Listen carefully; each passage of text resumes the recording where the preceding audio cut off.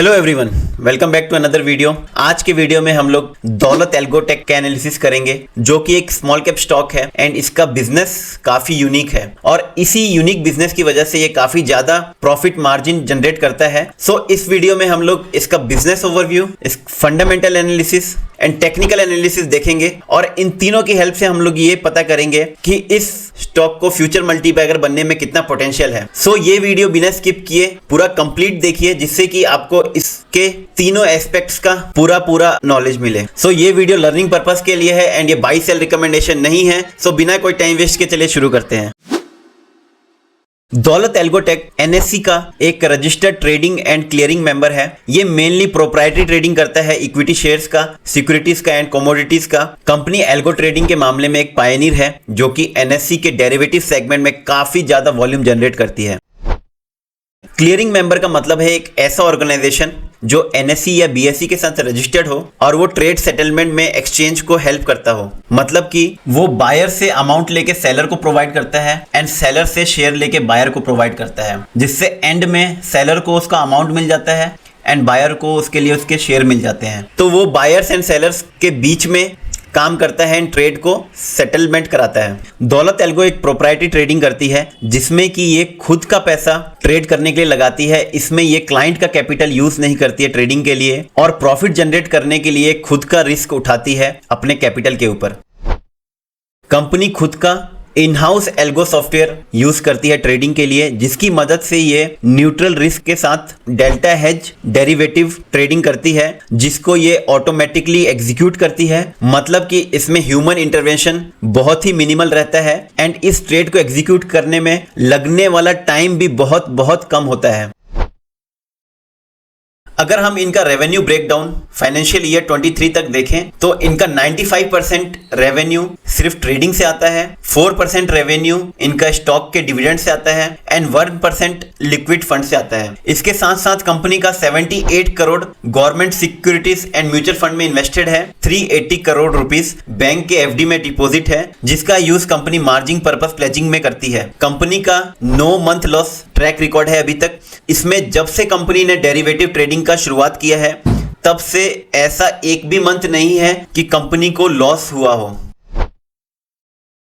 Company algo trading के मामले में एक पुरानी प्लेयर है और ये खुद का in house trading software use करती है, जिसकी वजह से इसको ट्रेडिंग में एक कॉम्पिटिटिव एज मिलता है। ये हाईली एक्यूरेट एल्गो मॉडल का यूज करके मार्केट में कुछ ऐसे गैप्स या प्रॉब्लम्स को फाइंड करती है, जिसकी वजह से पैसा कमाना इजी हो जाता है एंड इनका ट्रेडिंग भी fully automated, highly accurate and काफी कम टाइम में एग्जीक्यूट हो जाता है।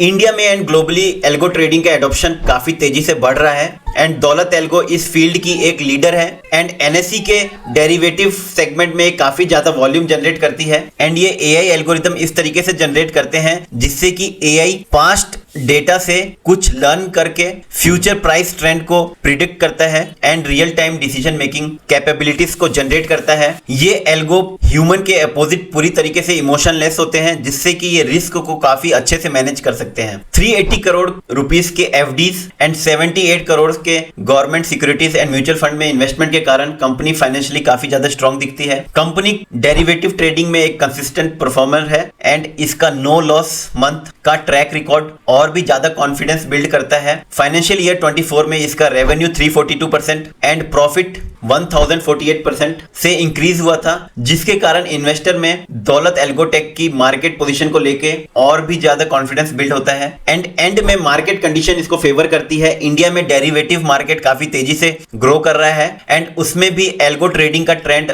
और भी तेजी से अडॉप्ट किया जा रहा है।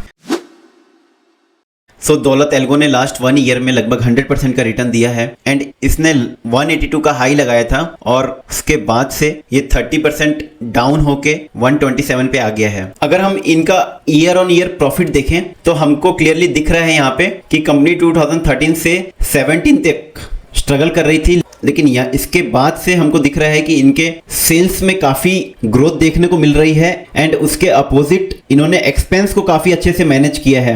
सो जहां 2018 में एक्सपेंस 95 था, वो 2024 में 75 है। सो इन्होंने एक्सपेंस को बढ़ने नहीं दिया, लेकिन ये अपने सेल्स को काफ़ी अच्छे से इंक्रीज कर रहे हैं, जिसके कारण इनका ऑपरेटिंग प्रॉफिट काफ़ी अच्छे से इंक्रीज होके आ रहा है और सेल्स एंड एक्सपेंस के बीच में हमको गैप भी काफ़ी ज़्यादा देखने को मिल रहा है एंड ये gap year on year increase होते जा रहा है। सेम चीज हमको ईपीएस में भी देखने को मिल रही है ईयर ऑन ईयर बेसिस पे। यहाँ पे भी हमको दिख रहा है कि 2017 तक कंपनी स्ट्रगल कर रही थी, लेकिन यहाँ से हमको इसके ईपीएस में भी एक ग्रोथ ट्रेजेक्टरी देखने को मिल रही है और यहाँ से जहाँ 2017 में लगभग 0.08 था ईपीएस, वो अभी 14.08 दिख रहा है हमको। सो ईपीएस में भी काफ़ी ज़्यादा बड़ा हमको ग्रोथ देखने को मिल रहा है। अगर हम शॉर्ट टर्म व्यू देखें सेल्स क्वार्टरली बेसिस पे, सो यहाँ भी हमको दिख रहा है कि ये लोग एक्सपेंस को बढ़ने नहीं दे रहे हैं, लेकिन मार्च 23 के बाद से सेल्स काफ़ी तेजी से बढ़ के आ रहा है एंड सेल्स एंड एक्सपेंस के बीच में ये लोग गैप भी काफ़ी अच्छे से मेंटेन करके रख रहे हैं। क्वार्टरली बेसिस पे ईपीएस भी हमको सेम स्टोरी बता रहा है। यहाँ भी हमको दिख रहा था कि इस रेंज में सेल्स थोड़ा सा उनका डाउन आया था, तो यहाँ पे ईपीएस भी इनका डाउन होके आया है, लेकिन यहाँ से मार्च 23 से उनका सेल्स काफ़ी अच्छे से बढ़ के आया था, तो यहाँ पे ईपीएस भी काफ़ी अच्छे से हमको बढ़ के आते हुए दिख रहा है। तो हमको यहाँ पे भी दिख रहा है कि कंपनी क्वार्टरली बेसिस पे ईपीएस को भी काफ़ी अच्छे से इंक्रीज कर पा रही है। सो कंपनी का मार्केट कैप लगभग 2200 करोड़ का है एंड ये एक स्मॉल कैप कंपनी है। इसका पी देखें तो ये अंडर 10 है एंड ये काफ़ी अंडर वैल्यूड कंपनी देखने को लग रही है, क्योंकि प्राइस के कंपैरिजन में इसका जो ईपीएस है वो काफ़ी तेजी से बढ़ रहा है। कंपनी ईयर ऑन ईयर काफ़ी अच्छे प्रॉफिट जनरेट कर पा रही है, इसलिए इसका प्रेजेंट प्राइस पे भी पी रेशियो काफ़ी कम हमको देखने को मिल रहा है। कंपनी का आरओई एंड आरओसी देखें तो वो भी काफ़ी अच्छा हमको देखने को मिल रहा है। कंपनी पे डेप्ट भी लगभग 374 करोड़ का है, जो कि मैनेजेबल लग रहा है। अगर हम इनका profit and loss column year on year basis पे देखें तो यहाँ पे भी हमको दिख रहा है कि 2018 से कंपनी का ऑपरेटिंग प्रॉफिट मार्जिन काफ़ी अच्छे से बढ़ के आ रहा है एंड ये काफ़ी ज़्यादा बड़ी एंड इंप्रेसिव वैल्यू दिखती है। कंपनी एल्गो ट्रेडिंग करती है, सॉफ्टवेयर्स यूज़ करती है, इसकी वजह से इनका डेप्रिसिएशन भी हमको बिल्कुल नेग्लिजिबल देखने को मिलता है। जब से कंपनी ने प्रॉफिट जनरेट करना चालू किया है तब से हमको यहाँ पे कुछ डिविडेंड भी देखने को मिल रहा है। सो ये सारा डेटा देखने के बाद एक क्वेश्चन दिमाग में आता है कि कंपनी इतना ज़्यादा प्रॉफिट मार्जिन किस तरीके से जनरेट कर पा रही है, इसके पीछे का क्या रीज़न है कि ये कंपनी इतना ज़्यादा ऑपरेटिंग प्रॉफिट इंजॉय कर रही है। सो इसका कारण है क्योंकि कंपनी अपने कोर बिजनेस के लिए, जो कि प्रोप्राइटरी ट्रेडिंग है, वो in house algo trading software के थ्रू करती है, जो कि ये इनका खुद का सॉफ्टवेयर है और इसके लिए उनको किसी थर्ड पार्टी को सॉफ्टवेयर डेवलपमेंट के लिए या कोई लाइसेंस फीस नहीं देनी पड़ती है। सेकंड है क्योंकि ये पूरा ऑटोमेटेड सॉफ्टवेयर है, सो इसके लिए काफ़ी स्मॉल टीम की जरूरत पड़ती है, जिसके कारण इनका ऑपरेटिंग कॉस्ट काफ़ी कम आता है। क्योंकि ये सॉफ्टवेयर ड्रिवन कंपनी है, सो इनको अपना बिजनेस रन करने के लिए बहुत बड़े इंफ्रास्ट्रक्चर की जरूरत नहीं पड़ती है, मल्टीपल सिटीज में अपने ऑफिसेस खोलने की जरूरत नहीं पड़ती है और कंपनी का सिर्फ ऑफिस मुंबई एंड गांधीनगर में है। एंड लास्ट में क्योंकि ये प्रोप्राइटरी ट्रेडिंग करती है, जिसमें ये खुद का फंड यूज करके ट्रेड करती है, इसमें किसी क्लाइंट का कैपिटल यूज नहीं होता है, जिसके कारण इनको क्लाइंट मैनेजमेंट सर्विस भी नहीं देनी होती है या कोई कस्टमर सपोर्ट टीम रखने की जरूरत भी नहीं है। सो ये सारे फैक्टर्स मिला के पता लगता है कि इनका जो एक्सपेंस है वो काफी कम निकल के आता है और जैसे जैसे फ्यूचर में और भी ज्यादा सॉफ्टवेयर का यूज होगा वैसे वैसे इनका एक्सपेंस और कम होते जाएगा। सो एक तरफ ये लोग सेल्स तो काफ़ी अच्छे से इंक्रीज कर रहे हैं, लेकिन एक्सपेंस को डिक्रीज करते जा रहे हैं, तो इस वजह से जो इनका ऑपरेटिंग प्रॉफिट मार्जिन है वो काफ़ी अच्छे से इंक्रीज होके आता है। लास्ट में अगर हम लोग देखें शेयर होल्डिंग पैटर्न कंपनी का, तो प्रमोटर्स होल्डिंग दिसंबर 21 से 74.49 बनी हुई है एंड क्योंकि कंपनी रिपीटेडली प्रॉफिट जनरेट कर रही है, उस वजह से यहाँ पे हमको दिसंबर 23 से FII अपने स्टेक्स बढ़ाते हुए दिख रहे हैं। दिसंबर 23 में जहाँ 0.01 थे, वहीं सितंबर 24 में आते आते 0.89 हो गए हैं। सो लगभग 1% का स्टेक्स FII के पास चला गया है। DII भी जहां जून 24 तक 0 थे, वहीं DII ने भी यहां पे अब धीरे धीरे एंट्री मारना चालू कर दिया है। सो कुल मिला के इनका शेयर होल्डिंग पैटर्न भी काफी अच्छा देखने को मिल रहा है, क्योंकि कंपनी अब रेगुलर प्रॉफिट जनरेट कर रही है। सो हमको मार्च 2019 से कुछ डिविडेंड भी देखने को मिल रहा है एंड मार्च 24 में इन्होंने लगभग 4.4 करोड़ का डिविडेंड दिया है। सो इससे पता लगता है कि कंपनी जिस तरीके से प्रॉफिट जनरेट कर रही है उस तरीके से ही अपने डिविडेंड को भी बढ़ा रही है। सो ओवरऑल कंपनी के अगर सारे फंडामेंटल पैरामीटर्स मिला के देखें तो कंपनी का फंडामेंटल रेटिंग 8.6 निकल के आता है, जो कि मेरी नज़र में ये फंडामेंटली स्ट्रॉन्ग शेयर है एंड ये फ्यूचर में जैसे जैसे और प्रॉफिट जनरेट करेगा वैसे ही इसकी फंडामेंटल रेटिंग भी इंक्रीज होती जाएगी। अब आ गए हैं दौलत एल्गो के चार्ट के ऊपर और हमने वीकली टाइम फ्रेम लगा रखा है और यहाँ पे हम लोग देखेंगे, यहाँ पे हमको एक मेजर ट्रेंड लाइन दिख रही है जहाँ पे प्राइस ने 3 टाइम्स ट्रेंड लाइन को टच किया है और प्राइस ने 3rd टाइम यहाँ पे टच करके काफी अच्छा ब्रेकआउट दिया था और यहाँ पे इसका लास्ट रेजिस्टेंस था इस लेवल पे। इस लेवल का काफी अच्छे से इसने ब्रेकआउट दिया था, लेकिन अब ये लेवल एक सपोर्ट की तरह काम कर रहा है। अब हम आ जाते हैं डेली चार्ट के ऊपर।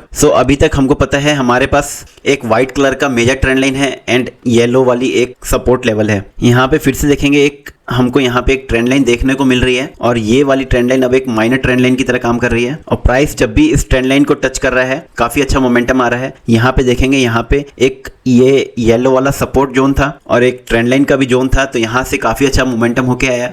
फिर प्राइस 127 का हाई लगा के वापस से नीचे की तरफ आया और इसने ये एक ट्रेंड लाइन का फॉर्मेशन किया था। इसने यहाँ पे ब्लू कलर के ट्रेंड लाइन का फॉर्मेशन किया। प्राइस ने इस ट्रेंड लाइन पे एक एक्यूमुलेशन जोन क्रिएट किया यहाँ पे। फिर प्राइस ने ब्लू वाली ट्रेंड लाइन का ब्रेकआउट देने से पहले हमको एक अलर्ट सिचुएशन दिया था ये वाली कैंडल ने, जहाँ पे वॉल्यूम काफी अच्छा आया था एंड कैंडल भी काफी अच्छी फॉर्म हुई थी, लगभग 17-18% का यहाँ पे मूवमेंट आया था। देन फिर से इसने ब्लू ट्रेंड लाइन का रिट्रेसमेंट लेके नीचे आया, लेकिन प्राइस ने अपने लास्ट लो को ब्रेक नहीं किया एंड वापस से ब्रेकआउट के लिए चला गया। ये वाला जो यहाँ पे मूवमेंट आया वो एक हमको दिख रहा है वॉल्यूम के साथ आया। प्राइस यहाँ पे काफी अच्छे से बढ़ के आया, यहाँ पे वॉल्यूम का भी हमको सपोर्ट देखने को मिला। देन प्राइस ने ब्रेकआउट के बाद रिट्रेसमेंट लिया, फिर इस लेवल का भी ब्रेकआउट ये वाली कैंडल ने फिर से वॉल्यूम के साथ दिया।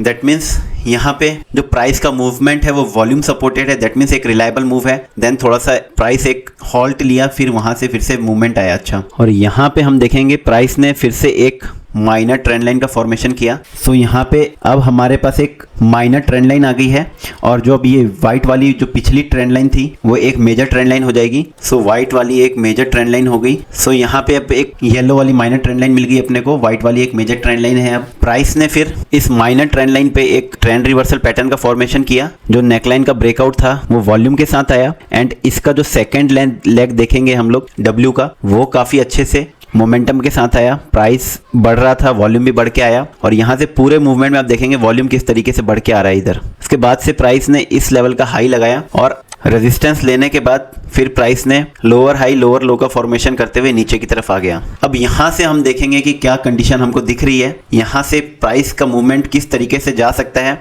यहाँ पे अभी प्राइस माइनर ट्रेंड लाइन के पास में है और यहाँ पे हमको एक सपोर्ट जोन देखने को मिल रहा है। ये एक सपोर्ट जोन है और price trend line and support के पास में ही है अभी। और यहाँ पे हमको दिख रहा है कि प्राइस अप्रैल से अभी तक एक रेंज बना के ट्रेंड लाइन से फ्लैट होके टकराया है और हमको पता है कि जब भी प्राइस ऐसे फ्लैट होके ट्रेंड लाइन से टकराता है तो वहाँ पे किस तरीके का मूवमेंट आता है। तो यहाँ से काफ़ी ज़्यादा पॉसिबिलिटी है कि हो सकता है प्राइस इस सपोर्ट जोन पे आए, ये अपना जो पिछला लो था उसको बिना ब्रेक किए यहाँ पे कुछ सपोर्ट एक्टिविटी दिखाए, एक ट्रेंड रिवर्सल पैटर्न का फॉर्मेशन करे इस तरीके से। जो ये वाला लेग है उधर काफी अच्छा मोमेंटम एंड वॉल्यूम आए, फिर जो इसका लास्ट हाई था उसके पास थोड़ा जाके वेट करे। जब ये वेट करता है तो वॉल्यूम क्या होता है वहां पे थोड़ा सा डिक्रीज होके आता है। उसके बाद में जिस कैंडल ने ब्रेकआउट दिया उस कैंडल का वॉल्यूम पिछली कैंडल से काफी बढ़ के आएगा कुछ इस तरीके से। फिर प्राइस ब्रेकआउट के बाद थोड़ा सा रिट्रेसमेंट ले एंड फिर अप ट्रेंड में वापस चले जाए। फर्स्ट पॉसिबिलिटी में हमको दिख रहा है कि प्राइस हो सकता है कुछ इस तरह का ट्रेंड रिवर्सल पैटर्न बना दे, जैसा सेकेंड लेग में यहाँ पे मोमेंटम आया था वॉल्यूम के साथ, हो सकता है वैसा ही यहाँ पे आए।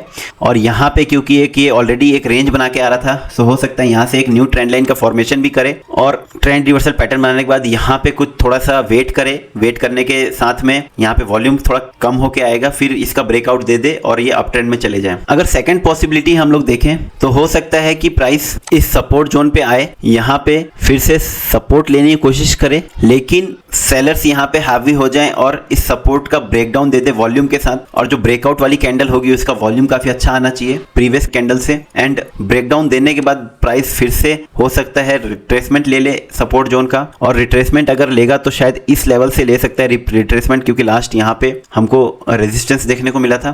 फिर प्राइस फिर से इस लेवल का ब्रेकडाउन दे दे वॉल्यूम के साथ।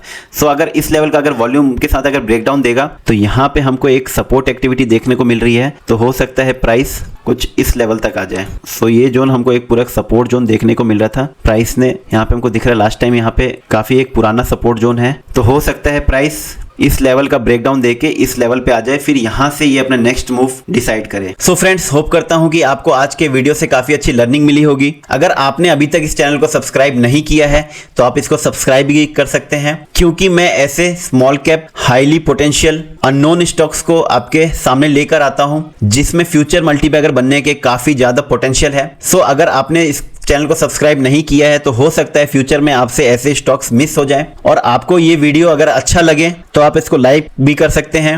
अगर ये स्टॉक आपके पोर्टफोलियो में है तो आप कमेंट भी कर सकते हैं। सो मिलते हैं नेक्स्ट वीडियो में एक और इंटरेस्टिंग स्टॉक्स के साथ। तो मैं हूं सुमित ओझा, मिलते हैं नेक्स्ट वीडियो में, तब तक के लिए जय हिंद, जय भारत।